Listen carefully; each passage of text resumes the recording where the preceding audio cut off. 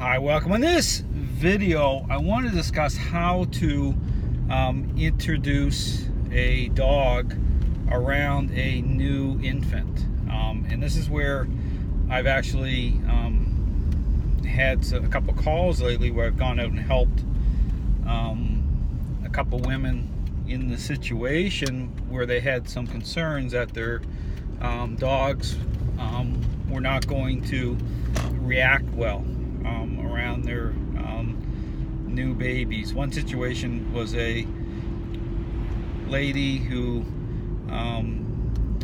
was about to have her daughter moving in with her, who had a medical issue and had a new baby that they're going to take in as well. So but the thing here to focus in on, again, because this is a common thing where people will have this type of a concern, especially once the dog's already gained a level of control in the relationship. You're already experiencing behavioral issues, and so it's perfectly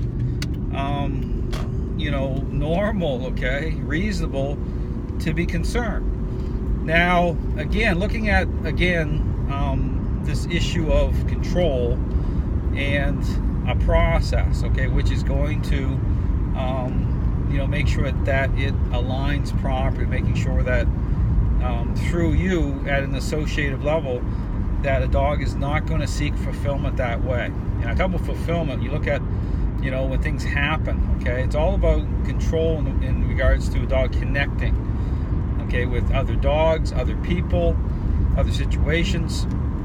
And so the issue of trust of being predictable as to what a dog is going to do or not do comes through, okay, right relationship. And it's no different here. And I talk about, my selfish child example I use often. Once a child starts to become very, very selfish, their behavior becomes less and less predictable.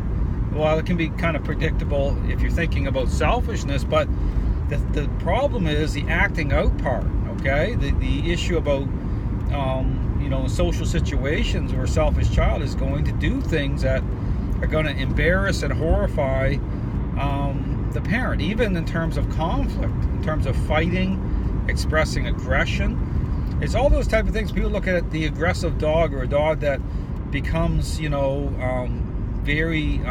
much like a bully and becomes very aggressive. It's the same type of thing, okay, in terms of control, in terms of my selfish child example. But the fix is the same in terms of a process, just like being a parent, making sure you're aligning with the right parenting style. That is so critical when it comes to resolving these issues. But the framework, again, looking at a framework, okay, how to begin to engage and establish, okay, making sure that the child is faded in, okay, through the parent, okay, whether even as you're leading towards perhaps giving birth, you want to, again, and once the child comes along, you want to make sure, again, it lines up. And how to do this again, looking at the actual method part of it, these again, interaction based, is near the child. Okay, this is where having the dog on the leash, again, as you're beginning to, again, look at things in terms of just a general relationship problem. Okay, understand, just like a selfish child, although the selfish child may invest in, say, their Xbox game or certain things where you'll identify that as, okay, that's a source of a problem. But you have to look at things in more in a three-dimensional type of view of the relationship, saying, okay, I have to engage everything. Okay, you have to begin to build or establish a framework of change beyond just the one thing that you're really focused in on, because that's what we generally will do. We'll focus in on one issue that is a major concern without understanding the depth that it's representative that you have a relationship problem in the first place. But so again, as you're covering off, as you're beginning to fade in through various interactions, both on leash and off leash, you watch my videos, you'll see, you see how this takes shape. But then focusing in on the child, okay? And again, and of course, that's something that you're still going to focus in on as its own kind of separate exercise to really make sure it's established is what you want to do is on the leash, so that you have the control. You just don't want the dog to have any ability to control and make its own decisions in terms of invading a child's space. You don't want to do that whatsoever. How you want to do this in a very intentional way is make sure the dog is on the leash, the child is already perhaps in their in their seat or whatever. It's been a long time for me. I have 4 older adult children, but in the little lounger or whatever, have the child situated. And again, having the dog on the leash. And what you want to do is, again, in a very intentional way, moving towards the child, but even moving at offset angles. Okay, you'll see how I'm doing offset angles, because it's all about understanding the issue about how a dog is investing. Okay, you want to really be intentional with how you're communicating through these interactions, and so you're cycling through the sequence. Okay, in terms of the tap and the leash, nudging, breaking that level of fixation and connection with the dog. As the dog is looking towards the child. This is why you want to go kind of offset angle, so that we'll see the dog's head turning. Otherwise, you go straight in. The dog can fixate and invest, okay, and hold that level of connection, okay, in anticipation of gaining control. You don't want to do it that way. You want to go sideways, just kind of zigzagging a little bit back and forth, but just a smooth, fluid motion. But you want to, every time you come to a stop, you may be going straight in a little bit, but then you want to kind of go to a bit of an angle as you come to a stop. So as you're approaching, it could be like 30 feet away, and you're just kind of moving certain angles as you're going through the sequence of the tap. A really good push-pull method, okay? The push-pull method creates more of a ripple effect, okay? More of an I-own moment. And then really on each, coming to a stop each time, doing a down. A really good down, pushing on the dog's back, asserting influence, but not, you're not angry, nothing like that. It's just about technique.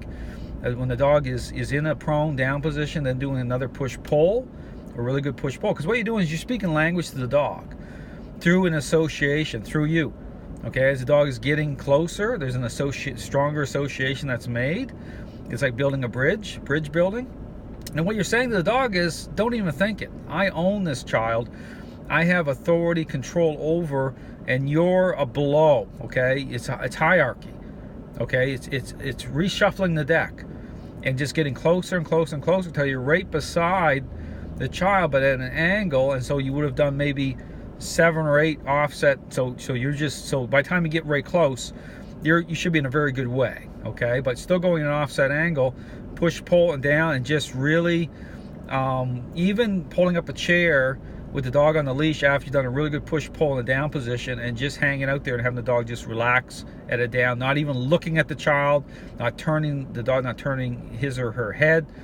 Just, you want to establish that. No interest. You don't want because you're really communicating, because it's really important to establish this right away, to say, don't even, we're just starting to introduce, but don't even think about it. I don't want you even thinking, because here's the thing: if you're doing this exercise with a dog that already has a control issue, you need to do it that way. Okay, you need to just totally frame it up that way, to say, don't even think about it. Okay, that's the way you want to do it, because that's the best way to go.